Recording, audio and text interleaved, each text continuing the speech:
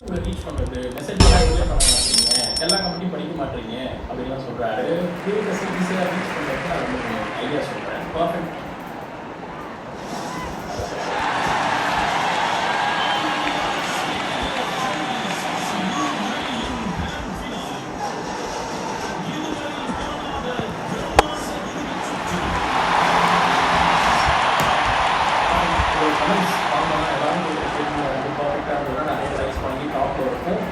Create வந்து பார்க்கலாம் அதே வழி. இல்லை அது ரொம்ப கஷ்டமாக இருக்குது, ரொம்ப கீழே போயிடுது, இல்லை லைக் வரல அப்படின்னு சோஷியல் மீடியா இன்ஸ்டாவில் ஃபேஸ்புக்கில் மெசேஜ் பண்ணுறீங்க என்ன சொல்கிறேன், ட்விட்டரில் போய் மெசேஜ் பண்ணலாம். இல்லை இன்ஸ்டாலுமே நான் மெசேஜ் பண்ணுறேன், நீங்கள் ரிப்ளை பண்ணுறேன் அப்படின்னா இன்ஸ்டாகிராமே எனக்கு 1 lakh ஃபாலோவர்ஸ் கூட வரல, ஒரு 80K சம்திங் அவ்வளோதான்.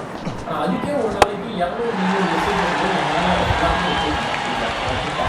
அதான் என்ன பண்ணுறோம், இன்ஸ்டாகிராமில் டேரக்டாக நோட்டிஃபிகேஷனில் டேக்ஸ் போயிடும். நம்ம வீடியோ யாராவது இடத்துல கட் பண்ணி ஷேர் பண்ணும்போது இந்த இடத்துல ஒரு டவுட் போயிடும், இது நல்லா பண்ணுறோம் அப்படின்னு டேக் பண்ணி சொல்லும்போது நான் அந்த ஸ்டோரியை ஷேர் பண்ணுவோம். ஸோ நீங்கள் யாராவது கான்டென்ட் கிரியேட்டரை வந்து நீங்கள் ஈஸியாக அப்ரோச் பண்ணோம் அப்படின்னா ஸ்டோரியில் டேக் பண்ணிங்கன்னா அது ஈஸியாக ஆகும். ஒரு விஷயம் அவங்க பேசுவோம். அடுத்து நீங்கள் ஏதாவது பிஸ்னஸ் கொலாபரேஷன் மீட்டிங் ஈவெண்ட் இந்த மாதிரி ஏதாவது பேசணும் அப்படின்னா ஒரு மெயில் சேனலோடைய அப்லோட் பேசணும் நெட்டில் போய் பாருங்கள், இல்லை ஒவ்வொரு சேனலோட டிஸ்கிரிப்ஷனில் போய் பாருங்கள்.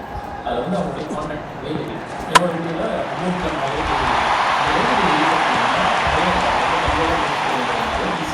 பண்ணி இந்த விஷயங்களால அவங்க அப்ரோச் பண்ணுவாங்க.